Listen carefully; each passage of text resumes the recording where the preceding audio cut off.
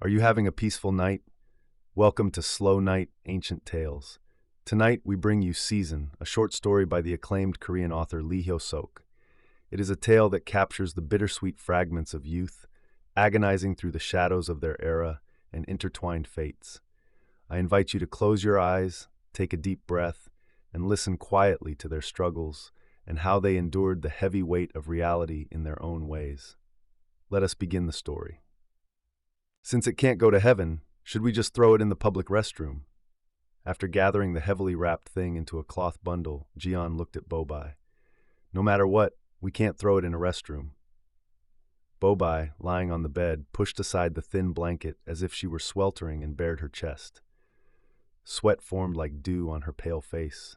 Then maybe in the trash can. Why the trash can of all places? Do you think only trash is thrown in the trash can? Then beggars wouldn't need to rummage through it. Jian meant it as a joke, but Bobai seemed to lack even the energy to take it. I have no choice but to throw it in the stream. If you're going to do it, please float it on clear water. Bobai quickly added to her words in a somewhat protesting tone. Since we can't bury it in the ground, please at least float it on the clear river water. If it doesn't become fish food, it will rot and become dirt anyway. Wouldn't it be the same no matter where it's thrown? Jian was about to retort like this, but shut his mouth. It was because he suddenly sensed a mother in Bobai. Even if it was a troublesome gift of their love, even if it was nothing more than a lump of blood that had not yet formed life, he saw that a motherly affection still flowed for the thing that had caused her stomach pain for several months. Though Jian was a materialist, he did not want to go out of his way to deny her rare request. I will do as you wish. Saying this, he looked anew at the bundle of fate, then at Bobai. As an optical illusion, Bobai's thin arms looked as fragile as threads. Worn down by life and illness, she had crumbled like a blade of grass in just a year. Several wrinkles had formed in the originally narrow space between her eyes and eyebrows. The single rented room was sweltering. Mixed with the smell of rubbing alcohol, the stifling odor of sweat was intense. The sight of the cramped courtyard flickered like a haze through the bamboo blinds on the door. The summer sunlight, flowing greasily over a few potted plants, was blinding. The sound of streetcar wheels turning a curve was sharp enough to tear at one's nerves. If it's floated on clear water, won't it find it so refreshing in this heat? Just as he was about to stand up holding the bundle, Bobai suddenly twisted her body in agony. It seemed the stomach pain had returned. Ugh! She bit her lip tightly, and a cold sweat broke out thickly on her forehead. Unable to even open her eyes, her whole body curled up like a shrimp. Do you want to try taking some medicine? Jian put a couple of over-the-counter pills in Bobai's mouth and gave her water. He also rubbed her stomach over the blanket. After groaning for quite a while, Bobai got up and went out the back door. Her body felt heavy. It seemed the medicine she had been taking continuously for days was too much. Since it wasn't a matter she could consult a doctor about, she had repeatedly taken large amounts of stomach acid and castor oil as she had heard from a book. Coincidentally, it was effective, and she achieved her goal. But since it had been almost 5 months, the impact on the mother's body seemed significant. Her body was frail, and the stomach pain was severe. Her only wish now was that it wouldn't cause any other illnesses. Boba came back in and collapsed onto the mattress again. My chest hurts. To make matters worse, let it be ruined as much as it wants. An unwelcome life. Lie down. Seeing Boba's expression become somewhat calm, Jian took the bundle of fate and went out into the street. When he boarded the streetcar, the eyes of everyone inside uniformly turned to Gion. Assuming it was due to the smell of alcohol, he feigned ignorance and sat down, but the gazes gathered on the bundle did not easily disperse. What would people think is in this bundle? For instance, if he took this and unwrapped it in front of the Western-dressed young woman sitting opposite, how would her expression change? Would she freak out, scream, and run away? The city is a gloomy cave, hiding secrets in every nook and cranny. When he stood on the bridge, he needed some courage.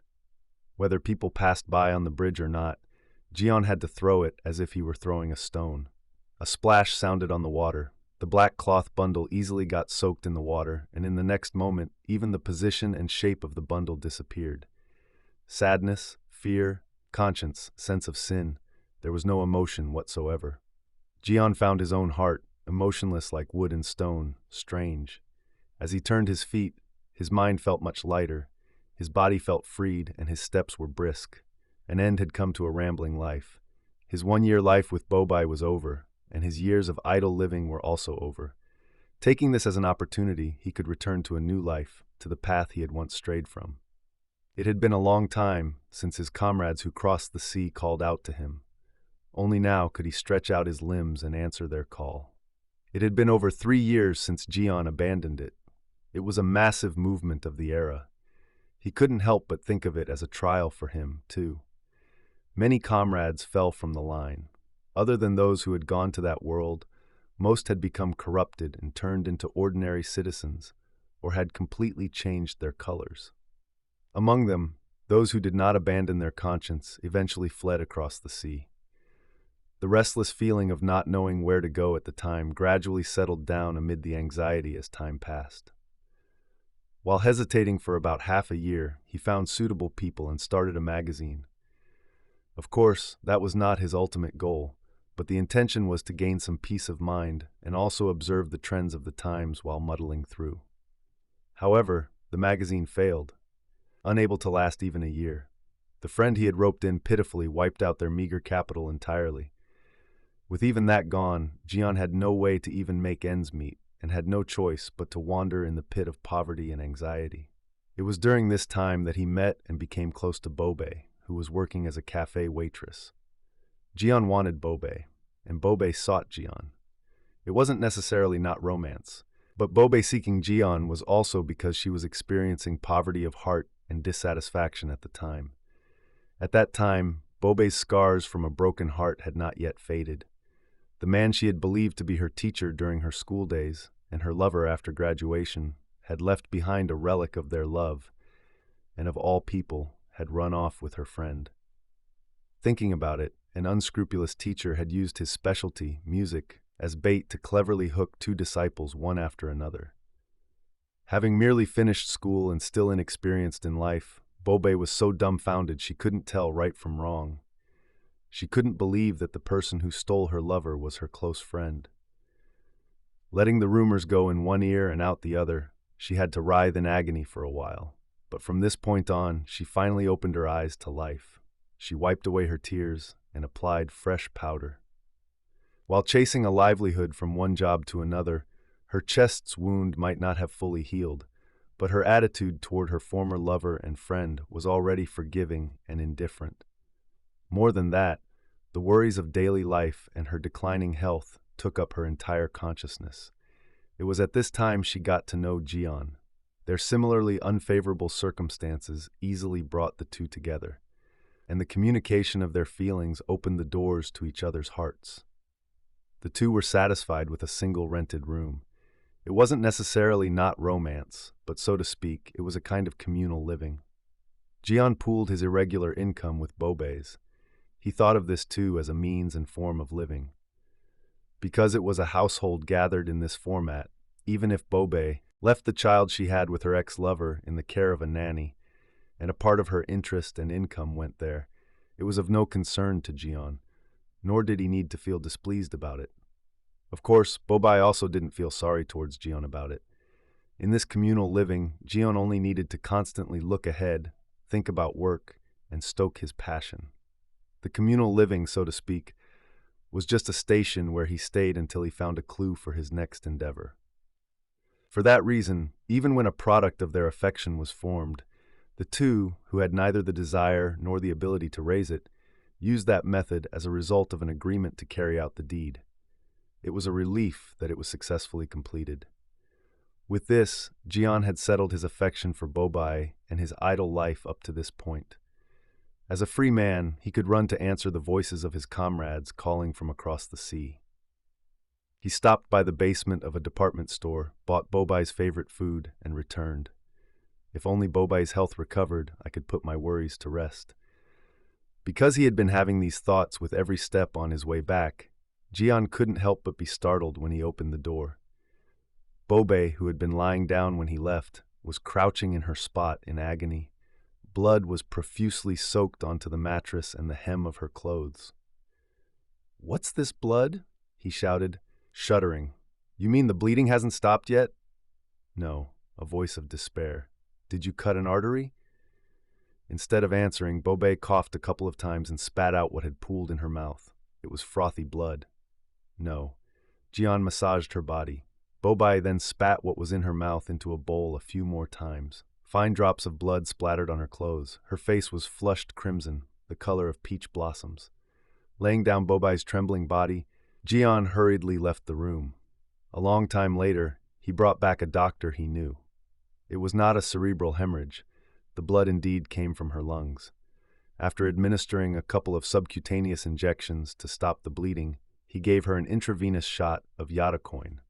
The tight-lipped doctor said nothing, but his calm expression itself was a terrifying sentence. After mentioning that she would need to receive Yatacoin for a long time and leaving advice to keep her stable, the doctor packed up Bobai's bloody phlegm and left. What was bound to come has finally come. With this thought, Jaeon strangely felt his previously unsteady mind settle down. He could not fend off the bizarre fate of one disaster passing only for another to arrive. He merely comforted Bobai, using the doctor's words that it was still an extremely mild symptom as an excuse, and focused on nursing her. Fortuitously, the coughing up of blood easily stopped, her cough gradually subsided, and her fever began to drop. After a week of recuperation, her complexion recovered and her appetite increased. When more than a week had passed, someone came from the cafe Bobe worked at. Bobe sent them back, expressing her intention to return to work in a few days. "How can you go to work in that condition? Drop it. You have no choice but to return to your hometown." Jian felt pity for Bobe. "Looking like this, how can I return to my hometown? Having spread loud rumors in such a small town, do you mean to say I can just swagger back in this state? Are you saying you must die in this dreadful place just because you care about saving face in your hometown? There's no other way. Consider going down as soon as possible, even by a day. Wouldn't it be fine to come back after you recover?" After a long silence, Boba said, "You're planning to dispose of me and leave, aren't you? I know you've been getting letters frequently from your comrade in Tokyo. I'll handle my affairs as I please, but I'm saying this because I'm worried about your health. What other option do we have? Let's pick a day and take a trip to the sea. If your body feels reasonably refreshed, don't argue and go to your hometown." While Jian was babbling on his own, he saw the tears welling up in Bobai's eyes and cut his words short. Picking a day when Bobai was in a good mood, Gion set off for Incheon to go sea bathing. He forced her out, reasoning that since it was a bustling place, she inevitably wouldn't dwell on things too much, and also to test her health. Whether on the street or in the car, Jion was glad that Bobei's body was relatively stronger than he had worried.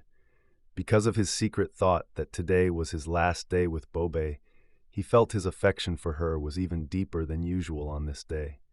If it could just be proven that Bobei's health was all right, there was nothing more Gion could wish for on this last day. Every expression and movement of Bobe was the center of his attention. Hidden in his pocket was an urgent letter that had come from his comrade a few days ago. The summer bathing beach was a dizzying flower garden. It was a place to boast of youth, a place to compete in health.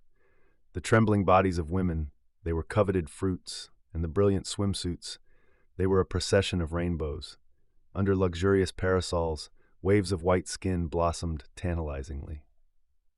People who came to the bathing beach seemed to want to enjoy youth rather than the seawater. Because the brilliant sight was too dazzling, Jian and Bobe left the grassy area and went towards a place with no shadows of people. Finding the heat unbearable, Jian had spent the last few days in the stuffy room wearing his swimsuit, but upon submerging himself in the sea, he truly felt gratitude for it. When Bobe also changed into a swimsuit, he could see that her body wasn't as wasted away as the impression she gave when wearing a skirt. Below her waist, it still spread out fully like a woman, concealing its charm.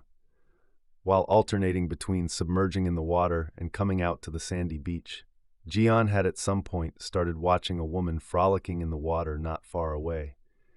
Observing her cheerful face and resilient movements, he mentally guessed whether she was a maiden or not. And even compared her to Bobe. Gauging a maiden's emotions might be difficult, but he thought she was definitely a notch younger in age than Bobe, and her life would be that much younger too. While he was thinking this, the woman looked this way and came running. Bobe, Unni, running close. It's been so long. She grabbed Bobe's hand. Is that Okrion? We meet by chance. At Bobe's single remark, Gian could realize that this woman was, as luck would have it, Bobe's former rival in love. He looked her over again. I heard over there that you were having a hard time, but have you become so unable to recognize people? It was an innocent voice that seemed to have no hidden intentions. Bobe's attitude was unmoved. When did you come back? About a week ago, maybe. How was Tokyo? Would I have come back if it were fun? You mean you came back for good? From what I'm thinking, I don't think I'll go back in. Okay, Rion answered without hiding anything. Did you drop your music studies? Studies or whatever, I just idled my time away and played around. I thought that the day Okrion came out, I'd get to hear a renowned solo recital at the public hall for the first time in a while. It wasn't a joke. She was merely stating what she had normally been thinking. Stop teasing me so much. Ho ho ho. Her white teeth showed freshly. It was a cute face. It must be nice to go to the city and idle away your time without worries. What do you mean without worries? Even though I look like this, I suffered quite a bit. What suffering? Suffering for love? Suffering in the inner room?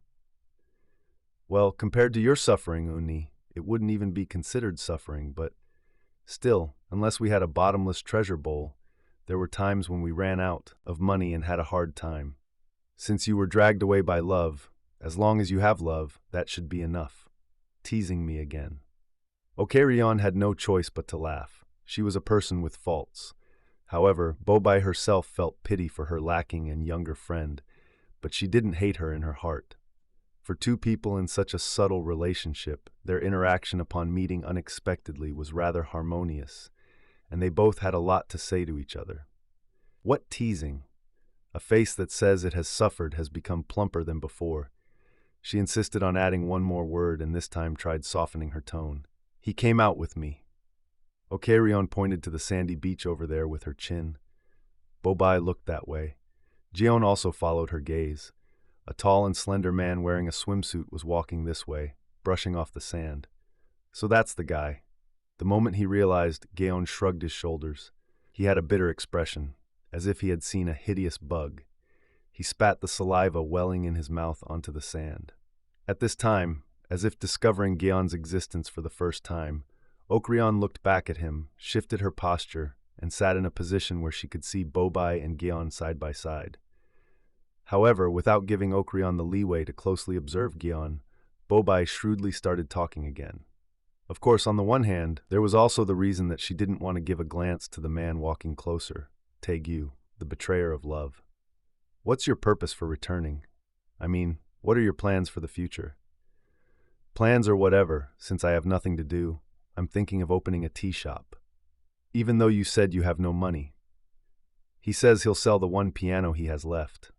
Humph, that's fine too. A person's shadow flickered in front. Taegyu had come and stood before them. Bobai, it's been a long time. It was a sheepish attitude. I've been hearing news through the grapevine, but... Bobi did not turn her head. Looking elsewhere, she let his greeting go in one ear and out the other. Jian looked like he was about to jump up. By the time Bobe turned her face, Jian had already satisfyingly slapped Taegyu across the cheek. You bug-like thing. With what nerve do you slyly appear before our eyes? As he tried to fight back, Jian tripped him and knocked him down on the spot. Who the hell are you? You rude thing, unsportsmanlike. I don't even want to be counted among those gentlemen. A world that tolerates someone like you is excessively generous. You gentlemen. Damn gentlemen. He grabbed him as he was staggering to his feet, dragged him to the seawater, and tripped him on the other leg to knock him down again. Without giving him the chance to get up, he mercilessly stomped on his submerged head with his foot, burying his face upside down in the water. Why is he acting like that? What does he take a stranger for, all of a sudden? What a rude gentleman. Okryan shook both her fists and stomped her feet, seemingly not knowing what to do. Bobe merely stood by and watched coldly, with an emotionless expression. Gentlemen, how does the taste of power feel? As Taegu gasped and struggled to get up after swallowing water, Gion stepped on his head again and shoved him into the water. Having returned to the inn a step ahead from the beach, Gion sat alone facing the dining table, drinking beer while waiting for Bobe to return. Intending to have a grand final supper on his last day with Bobe, he had chosen a clean inn and ordered a lavish table. Just as he poured from the second bottle of beer the maid brought, Bobe returned. Your body must feel much lighter now too, Bobe. Gion rambled on about the sea and the food. Since he wouldn't talk about the incident at the beach during the day, no matter how long she waited, Bobai had to bring it up from her side. What possessed you earlier? What? I had already forgotten about it. Gion changed the subject out of nowhere. My arm was just itching for the first time in a while. Are you saying that makes you feel better? Of course it does. Doesn't it make you feel better, Baba? He chuckled lightly and then lifted his glass. What about using violence upon first meeting? I didn't really hate the guy that much either, but the complex emotions at that time could only be sorted out using that method. Isn't that a primitive man's method? In this sick modern age, a primitive man's method is often quite refreshing. He waved his arm and laughed as if boasting of his strength. Tonight's dinner is a specially ordered meal. Let's eat our fill, rest well, and go back tomorrow. After finishing dinner, I'll take a quick walk around the streets and come back. Saying this, Jian unusually embraced Bobe in his arms before leaving the inn. She thought his uncharacteristic behavior was suspicious. Sure enough, Gion did not return until the very end. Bobai tossed and turned on the mattress, waking up several times during the night, but there was no sign of his return. Not even after the night broke into bright dawn, of course. After staying up through a lonely night, Bobai returned to Seoul on the first train the next morning. She couldn't grasp the feeling of regret. Thinking he had never done this before, she forcefully steeled her heart. But when she returned to her room, the trunk that had always been placed in the corner was nowhere to be seen. He eventually left on his own.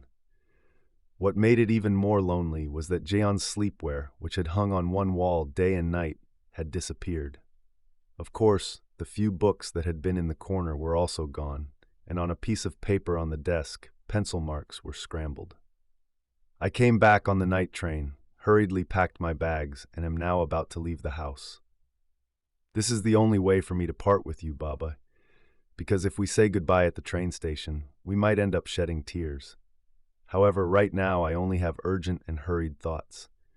Please go down to your hometown as soon as possible. From the travel expenses I barely managed to secure, I have set this aside for you. Use it to pay for your injections and as your travel fare. The watch I kept on my person, I will leave this for you too. My future life won't even have a distinction between day and night, so a watch won't be necessary. Look at the watch and think of me from time to time. My heart is jumping with passion right now. Please understand my actions. I am pressed for time before my train, so I'll stop writing here. I believe there will be a day when I can write to you again after I go. Please, keep your body healthy. From inside the envelope placed in front, 5 banknotes and the watch he left behind came out. For a moment, tears welled up in Bobe's eyes. Her bones ached piercingly. The affection she had usually felt indifferently seemed to surge up all at once. Couldn't we have stayed together forever? Various memories flashed through her mind. Though he was blunt, he always melted Bobe's heart with his profound affection. The fact that the memories with Gion were deeply etched in her heart, despite having no lingering memories of Taegyu left in her mind, didn't seem to be solely because the distance in time was shorter. Burying her face in the old clothes Jaeon had left behind, it felt like tears would come out forever. She stood up, paced around the room, and went out to the courtyard, but her mind did not clear up easily. The next day, Bobe visited the cafe she used to work at for the first time in a while. It wasn't with the intention of continuing to work, but to bid a final farewell. When she came downstairs after finishing her negotiations, Bobe flinched upon meeting Tae-gyu, who was drinking inside the cafe in broad daylight. Conscious of the eyes of her fellow waitresses, she tried to feign ignorance and leave, but she eventually ended up being called out. Fearing it would look even more suspicious to shake him off and leave in front of her colleagues, she obediently sat down on a chair. I committed many discourtesies the other day. Tae-gyu, showing a reddish flush of alcohol around his double-eyelided eyes, looked at Bobe, his pupils very glossy, as if thinking she shouldn't look into those beautiful eyes. Bobai avoided his gaze and struggled to figure out what was discourteous and what he meant by discourtesy. Since I suddenly mentioned discourtesy, you don't really know what I mean, do you? Tae-gyu observed Bobai's expression, supported his two hands with a slender cane, and continued speaking. Well, since I was the one who was insulted, the ones who committed the discourtesy would be your side, Bobai. But after returning home that day and thinking it over, I concluded that the discourtesy was indeed on my side. I have been discourteous for a long time. Beneath his two arms, the cane bent and swayed. Would I have fundamentally betrayed you, Babe? I was merely faithful to my feelings at that time. I acted exactly as my new emotions dictated. Come to think of it, human beings seem to be very fickle animals. Isn't it human nature to originally always desire something different, to desire freedom? I am not trying to deliberately rationalize my past actions, nor am I trying to assert the justification of my actions to you. What I wish for isn't a world where people's free actions are rightfully tolerated exactly as they are the ultimate ideal. In such a world, my actions would also be accepted. In a way, this might sound like sleep-talking to you, Boba. I might be an absurd idealist. Without needing to hear Tae-gyu's lengthy words anew, Bobai was only looking elsewhere, finding the situation extremely distressing. Even when I was over there, my heart ached every time I heard bits and pieces of rumors about you, and at the very least, I was always worrying about you. Feeling annoyed, Bobai exchanged a few words with her colleagues while looking elsewhere. Tae-gyu set down his cane, lifted his glass, and offered a drink to Bobai as well. Bobai, of course, refused. But without offering any further, Tae-gyu drank his glass and stood up. I feel like playing a tune for the first time in a while. Saying this, he sat next to the piano placed in the corner. A familiar rang out. Tae-gyu lifted his head, stared at the window, and seemed to play with sentiment. However, Bobai now indifferently let the unbroken tune, which she used to hear morning and evening under the same roof a few years ago, flow in one ear and out the other. She remembered the words Okrion had conveyed at the beach the other day, that they were going to sell the piano to open a tea shop. Lost in this absurd, entirely different thought, Bobai absent-mindedly stared at the back of her former lover, a fallen pianist engrossed in the piano. Even after finishing the tune, whatever was on Tae-gyu's face did not easily disappear. Without drinking any more or speaking to the waitresses, he stood up, put on his hat, and urged Bobai. "Let's go. I really don't want to stay long in the bar where you used to work, Bobai." When they came out to the street, I also have a few words I must say. Since she couldn't just commit a discourtesy in the middle of the street, she again had no choice but to follow Tae-gyu into a tea shop in a back alley. "Is the little one growing well?" This was what he said as soon as they sat down on the chairs. "Is that any of your business? Is there a need to act so coldly? I'm not trying to bother you any more than this, Boba. Just for these few hours today, please respect my words and thoughts without resisting." After ordering tea, setting aside the issue of affection, don't I also have a responsibility regarding the upbringing of the little one? Don't just take on unnecessary trouble alone, and please listen to my request. Who asked you to take responsibility? My request may not be all that generous, but he opened his inner pocket and placed a thick envelope in front of Boba. I don't know if there will be another way later, but for now, this is the utmost of my sincerity, so please accept it. After the boy who brought the tea left, Tae-gyu continued. "One more request. This is also a request just for today, so please don't refuse and listen." After taking a sip of tea, "Please let me see the little one just once." After thinking, Bobai cut him off flatly with a single sentence. "There's no need for that. and there's no need to accept this either. She shoved even the envelope back in front of him. In Bobei's mind, she shouldn't accept the money, and she shouldn't show him the little one either. For him to offer such arbitrary sympathy and proposals now did not sit well with Bobei at all. Regret, sympathy, these were things Bobei hated and rejected. Despite several entreaties, Bobei's will never bent to the very end, when there wasn't even a need to meet him. Feeling displeased even about having met Taegyu today, she didn't drink her tea and ran out of the tea shop alone. Fearing that Taegyu might follow her, she cleverly slipped through the alleys and walked briskly. A few days later, Bobei opened her eyes wide upon seeing an unexpected newspaper article. A thick 3-column headline reported Taegyu's fraud case. It stated that he had been arrested for committing fraud by forging real estate documents as a result of being destitute from extravagance. Mocking phrases like fallen musician and young pianist caught her eye. Bobei considered it fortunate that they hadn't dug up her past with him. In circumstances where he even had to commit fraud, how on earth had he scrounged up the money he offered for child support the other day? Bobei thought it was a good thing she hadn't accepted it. He probably even went that far in order to run a tea shop or something. But then what on earth happened to Okrion? Okrion without Taegyu must surely be an unimaginably pitiful existence. Won't Okrion also end up walking the same path as me? The thinking Bobei's mind was curious about many things. The world twists and turns in ways that are unfathomably clever. Bobei unconsciously let out something like a sigh. Because her body ached, Bobei lay back in bed starting the next day.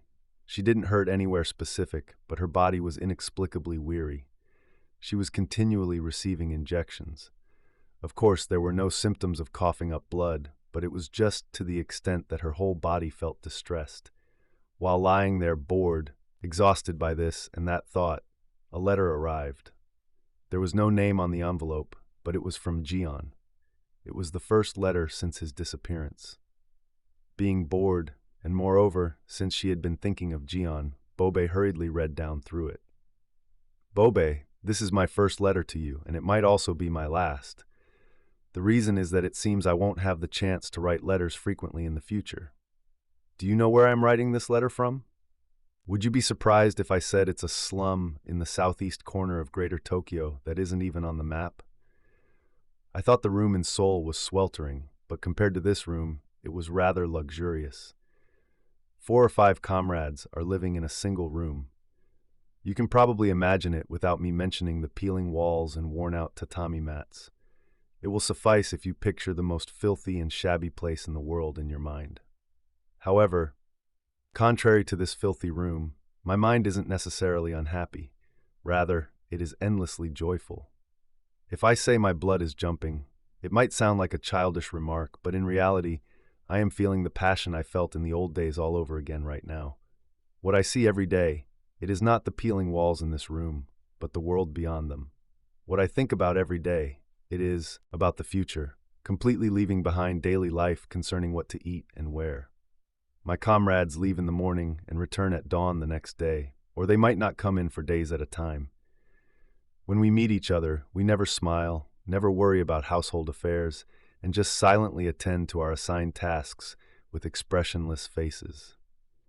They are like lumps of cast iron without emotions, of a different bloodline from the people of the world.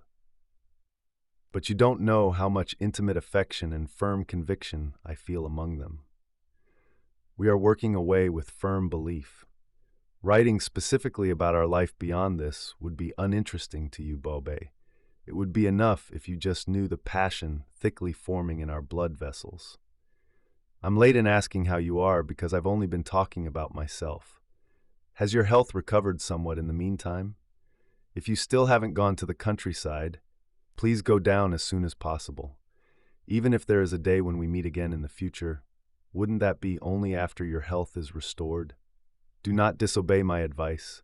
I will stop here as I hear the footsteps of a comrade returning outside the door. The comrades here never write letters to their hometowns or friends. Not only is the work busy, but they also don't create that kind of leeway in their minds.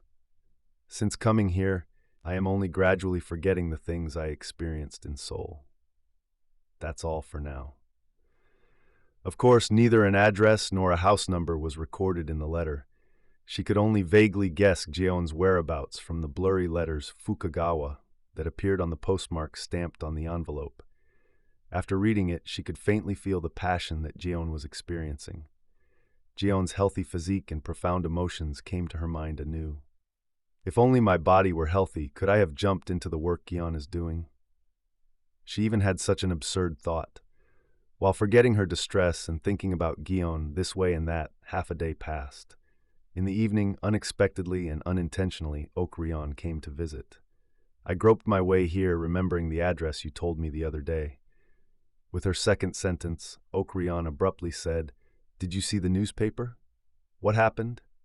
He hadn't even been going home and was renting a room. It was a sudden raid. Luckily I got away, but the tea shop and everything is completely ruined. I suppose the piano won't be sold now. Why do things in the world break so easily? Just like bubbles. Uni, what should I do from now on? It was a girl-like expression, but a sense of reality flowed through it. Bobai felt she could pitifully foresee the future of her lacking friend, thinking that in the end, you two have ended up walking the same fate as me. After she left, Bobai, feeling depressed, thought of Gion again.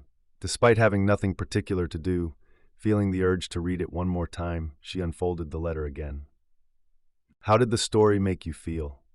The sight of wounded souls navigating their own harsh seasons leaves a lingering, melancholic resonance. I hope that our gentle thoughts can offer a quiet comfort to their cold and painful days. Hoping that a serene and peaceful season settles in your heart tonight, I will bid you good night. Sweet dreams.